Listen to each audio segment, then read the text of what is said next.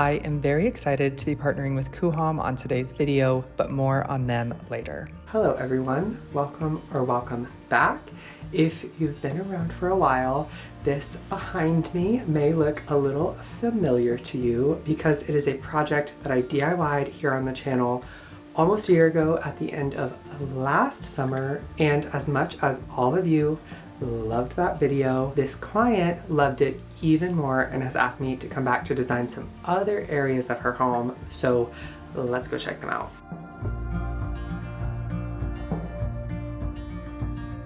Here you can see this client's kitchen, dining room, living room, and laundry room. These are the main living spaces, and we are looking to do quite a bit of renovating. With that comes a lot of information gathering from the client, design planning, and coming up with ideas to create a space that the client will love, and lots of documentation and visual communication to be able to provide to contractors to bring that vision to life. Now, I've shared a full design process video with you in the past, and that was more of a wide lens overview of the process. So I figured as I'm starting from the beginning with this project, I would bring you more into that process and give you a closer look at the beginning of it, where the actual design work happens that sets the stage for the later phases of implementation and installation that bring the design to life. The first step in any design project is a consultation with the client to determine their aesthetic preferences, the way they need the space to function,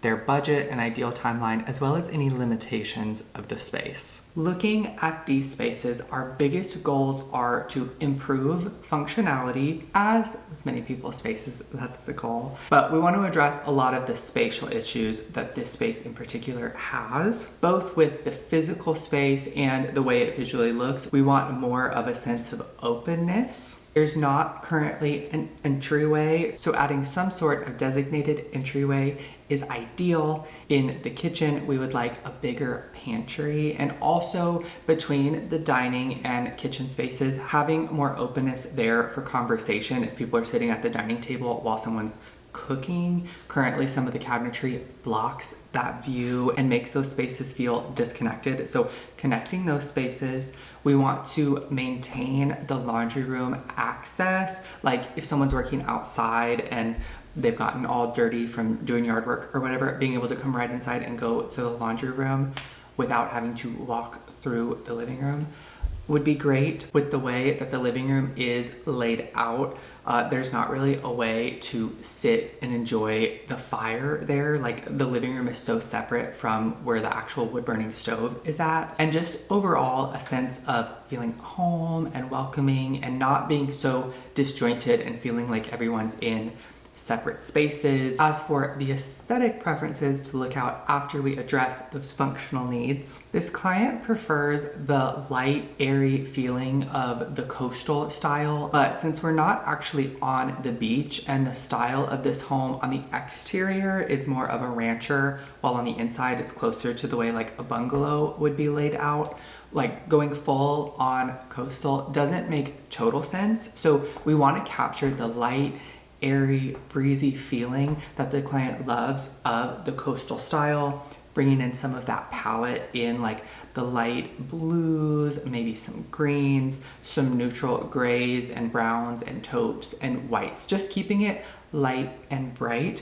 But we do need to consider the exterior of the home, which is red brick. We have a fireplace inside, which is red brick. And previously you saw me make over this client's library, and that space has a lot of deeper toned colors. It has a deep reddish brown, some darker greens. So making sure the exterior of the space and the space we've already worked on work together with the light, airy direction that this client is drawn to for these spaces. We just kind of want it all to work together. And while we're not on the ocean, we are along the Potomac River, so having it tie in to the nature around and be earthy and warm and welcoming, that is really the biggest goal, creating a sense of home and having it be warm and welcoming while still feeling light and airy and not so dense and heavy like it kind of currently does, because there's not a ton of lighting. So that, I guess, is another functional thing, is improve the lighting design of this space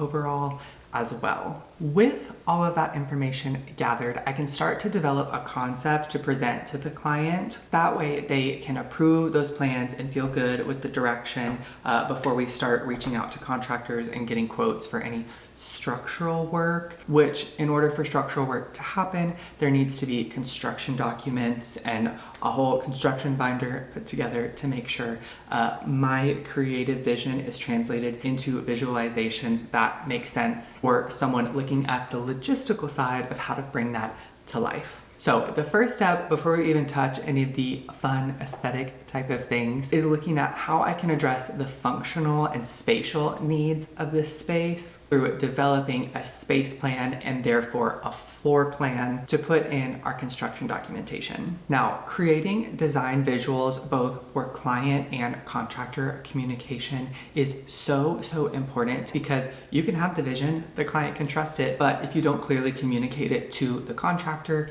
you run into issues where the vision, the way you developed it, does not come to life properly, and then your client doesn't get what you said you were going to give them. So your documentation and visuals are so important in the design process. And to develop my floor plan and design visuals for this project, I am using Coohom, a powerful interior design software for interior designers, architects, and homeowners alike to create detailed 2D and 3D floor plans, realistic renderings, and immersive virtual walkthroughs. I am very happy to be partnering with Coohom on today's video, because with Coohom, you can easily import existing floor plans or create new ones from scratch before creating a 3D version of your space, pulling from Coohom's extensive library of customizable furniture, fixtures, and fittings. And my favorite part about this software is the ability to quickly create photorealistic renders with just the click of a button.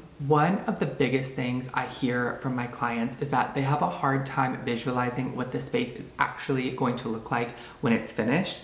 Mood boards and concept boards and material boards only go so far, and it can be difficult to actually imagine how your fabric is going to actually look on your banquette, or your paint's going to look on your wall, or anything like that. So I usually create 3D models for my clients, but those can really only communicate so much in terms of lighting, color, and texture. So photorealistic rendering is a game changer and just creates so much more clarity around what to expect at the end of the project, and gives clients so much more confidence that I've actually understood their wants and needs. However, this tool is not exclusive to interior designers and architects. It was created to be able to be used by homeowners to play around with their own ideas for their spaces. Coohom is generously offering a 73% discount to all of you for a pro membership using the code ClaterHouse73. If you or someone you know would like more confidence planning your decorative or renovation projects,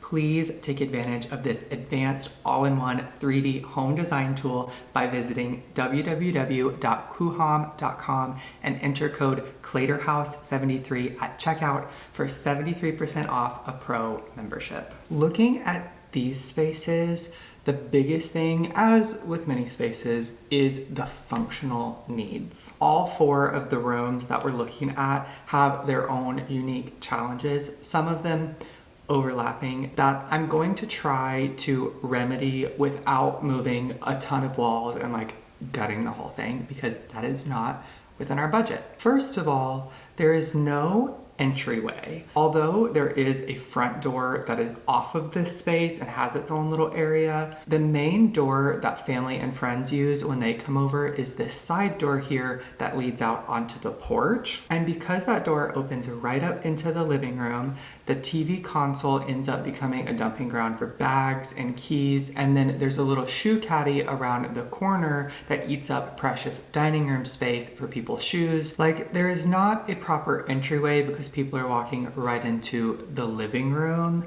And then, speaking of precious dining room space, the way this is laid out already does not allow for proper clearance for safety standards. in this home, because no matter what size table you put here, even with chairs scooted in, there is not proper walking distance around this table because of this peninsula in the kitchen. While the appliance structure in the kitchen works really well, it's laid out in a triangle, which is often the best way to work with your appliances, but there's not really a proper pantry except for this little tiny deep cabinet that's hard to get in the back of. So oftentimes the extra cabinetry in the laundry room ends up being a pantry. However, if you're cooking and you have guests over sitting at your dining room table, you then have to make a big S-shaped walk through your living room into your pantry and then grab what you need and make it back to the kitchen. And oftentimes there's kids playing in the floor when they come over, so if you end up tripping on them or their toys, you end up with flour all over your living room. And on the topic of the living room, this L-shaped situation does not offer many options for a welcoming layout with great sight to the TV and a way to enjoy the wood-burning stove. So the way that they end up having it laid out smushes the living room into the smallest part of this and leaves a big wasted space. So my plan here to redirect paths of travel, allow for proper clearances around furniture, and have a more open, welcoming layout while providing all of the functional needs of the space really is only making one small structural tweak that does not require moving any plumbing, just electrical, and uses all of the cabinetry for the most part that we already have. Just by bumping back the laundry room wall and creating a hallway off the kitchen and reorienting the cabinetry from the laundry room, we, one, create a square living room closer to the wood-burning stove, but also add an entryway with a little banquette bench with integrated drawers for shoe storage. That way people can sit down and take off their shoes without having to come in to your living room. We can add hooks along the wall for coats and bags and things like that, creating an entryway. Plus, we can still use the laundry room cabinetry as a part of our pantry, but it's more directly off the kitchen rather than through one or two other rooms to get to it. And in the kitchen, we can take the peninsula and just rotate it against the wall, extending our straight run of counter space and then doing a corner banquette off of that for our dining table to improve the openness of the kitchen and allow for proper safety clearances for people to move through. This also allows for better living room layouts. We can actually fit additional seating in the living room, which is closer to the fireplace, so they can enjoy that even better. And we still have a wall that makes sense for our TV to go on.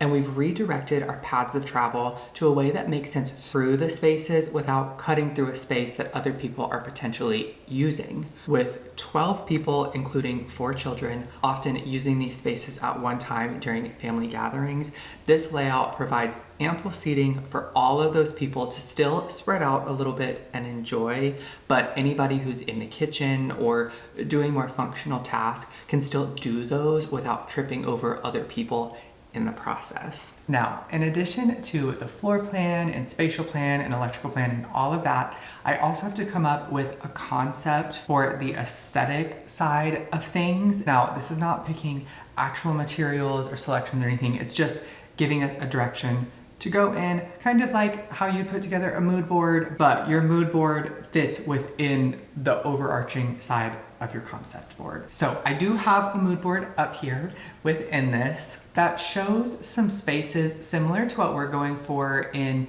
the natural material and colors of the coastal style without screaming coastal. All of the spaces that are here on our board are spaces that you could see in the mountains just as well as you could see them on the beach. And that's what we're going for here. We want that same feeling, the same light, airy, breezy feeling of the coastal style without it screaming beach house. And then within that, we also have textural elements. So like I said, we have the siding on the house and the surround of the fireplace area is a red brick. And we also have the dark reddish brown color from the inside of the bookshelves in the library project that we did. So while red is not going to be a predominant color in the design, I have put it here on our concept board just so we can see it represented with everything else. And seen in like a wood here, this may not be the exact wood choice that we go with, but it shows some reddish hues and how we could bring in that same dark red-brown color without having to paint a wall red. And then we also have other elements like what kind of patterns we'd want to go in here, what, you know, metal finishes, are there other wood finishes, just an overall concept that tells the story of the design and shows our color palette throughout, which I developed a color palette for this space that ties in that darker reddish brown color, but also incorporates a more neutral beige tan, a bright light white color, a dark stone slate gray, as well as some blues that have a little bit more gray in them. They're still blue, but they're not like the teal aqua blues that you get at the beach. So even within our color palette, we have that coastal influence with the blues and the light, bright, airy, but also makes sense for the nature of where we are and the other elements with some of the darker, punchier elements of the red with some darker and lighter neutrals to kind of bridge the gap. So I now have a floor plan and space plan and a concept for the design that I can present to the client to make sure before I jump into like detailed designing that I have the direction that they want to go in, knocked down, and I've addressed their needs. This is where they tell me if we need to adjust. They've already approved this concept and I did have to adjust to reach this point. So just an FYI, I don't get it right the first time, hardly ever. There's always adjustments. And this is to ensure that they feel comfortable moving forward. So now that the client has seen and approved the design concept and new floor plan, I can move on to actually selecting finishes and drafting construction documents and visuals for contractors to be able to bring the design to life. Now, as you saw in the concept, we're kind of changing the layout of the kitchen just a little bit and reorienting the laundry room. And even with just these small tweaks and the one wall moving, there are still so many measurements and details involved that communicating all of those choices and changes to contractors requires extensive documentation and visual representation. This is where elevations are paramount in communicating all of those decisions and making sure that your vision is fully understood. And an elevation, essentially, if you've never heard of one, is just a floor plan of your wall, essentially. And I usually like to create an elevation for every wall, even ones that don't have cabinetry, that maybe just have like drapery and artwork, but elevations are especially important on walls that have cabinetry or trim work, and Coohom makes creating them just as easy as it does with floor plans. I can create my elevations, add dimensions, and clearly communicate what a contractor, whether that be carpenter, electrician, plumber, cabinet maker, whoever, needs to build from a more technical, logistical standpoint. And then I can use Coohom's 3D modeling capabilities to drop in pre-modeled cabinetry and customize them to my specifications, both size, material, style, all of that, to fit my specifications so that both the contractor and the client can clearly envision what the end goal is going to look like beyond just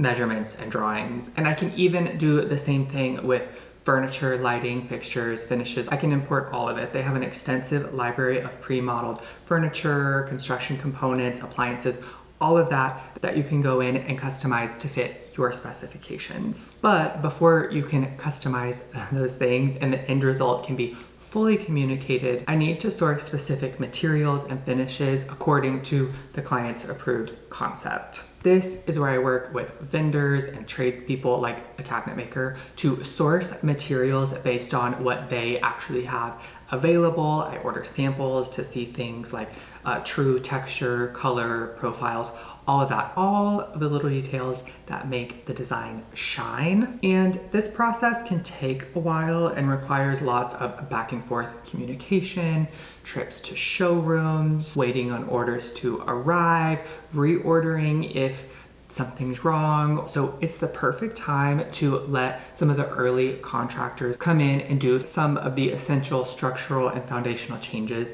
that need to be made. But because the functional and spatial concept has been approved, I can go ahead and start making rough decisions about the finishes that I know we're gonna have because they already exist within the home, or play around with some of the ideas that I have for finishes. And I can go ahead and update my 3D model within Coohom to see how my different ideas might actually work in this space. In our case, I know that we have more of a warm brown granite countertop, and I'm playing around with the idea of more of a mid to dark toned wood for the cabinetry, or a very light taupe paint color. So with my 3D model, I can customize my imported cabinetry even further to reflect those choices and communicate my desired look to the client and the contractors. I can add my wall and ceiling treatments, any light fixtures or plumbing placements, my tile selections, how far it's gonna run up the wall, anything like that to represent what I want the end result to look like, so that anyone doing the foundational work as I'm sourcing specific materials can create the foundation for those additions. Then with the click of a button, I can turn those 3D models into photorealistic renders of the space to see what it should actually look like, giving the client confidence through the long renovation process, the contractors a clear direction on how to bring my creative vision to life, and me peace of mind that everyone is on the same page going forward. As I then make material and finish selections, I can create spec sheets for those specific materials for the contractors and tradespeople coming in during the installation process, and update any of my other documentation and distribute that via email communication or during site visits, taping it up on the wall and making sure everyone has a copy of the same binder so that everyone, the client, myself, the contractors, are all on the same page. Speaking of site visits, with all of the planning, documentation, and visualization in the world, there will still be things that pop up or mistakes that are made either by contractors or by me in the planning phase. Or there's just things that can't be carried out based on what's found during demolition, and site visits are where I can come and see those for myself and plan for adjustments because of them where needed. And this requires adjustments to the documentation that we have, or sometimes new documentation altogether. Because projects are living, evolving things, Coohom software allows for those documents and visualizations to evolve with the project. I can always go in and adjust my 3D model and create new renderings to reflect any changes that are necessary based on what we find during site visits, or if a contractor calls me up during demolition saying they found something. And with this project in particular, I'm sure there's going to be lots of adjustments that need to be made because this is a level up in my career. This will be the first project where I get to gain experience working with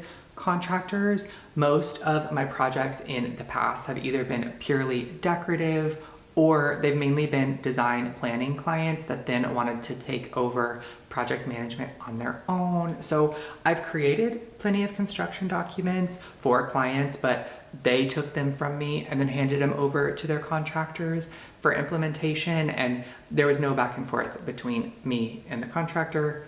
I never heard of anything that came up or adjustments that needed to be made, but I do have the experience with creating those documents and visualizations that a contractor would need to bring them to life, just not the actual communication directly with them during the implementation and installation phases. Or, as you've seen here on the channel, I have DIY'd cabinetry and stuff in the past for family and friends, and while I did create construction documents and elevations for those projects, they never made it into the hands of the contractor because I was the contractor on those. So there will definitely be that learning curve with this project, one that I have been looking forward to for years. I have been craving this type of experience and working with contractors to build my skill set for a long time. So I'm very, very excited and grateful to this client for trusting me. Thankfully, they are a family member who will give me some grace and is excited to trust me as I navigate my way through it for the first time. So if you're not subscribed and you want to come along for all of the actual material selections, site visits, vendor visits, and all of the firsthand experiences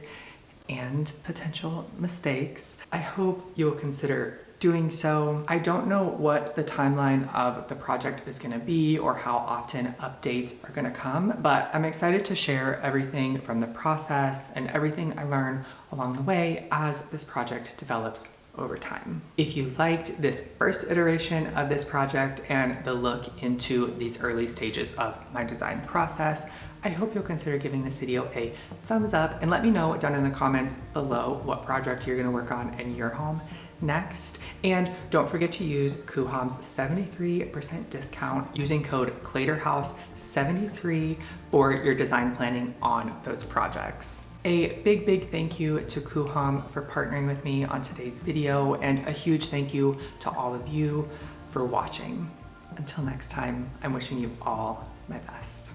I have an exciting DIY project coming up that I have been dying to do since I saw the listing photos on this house, but it's taking a little bit longer than anticipated. So if I don't see you next week, I will have a new DIY video out for you soon.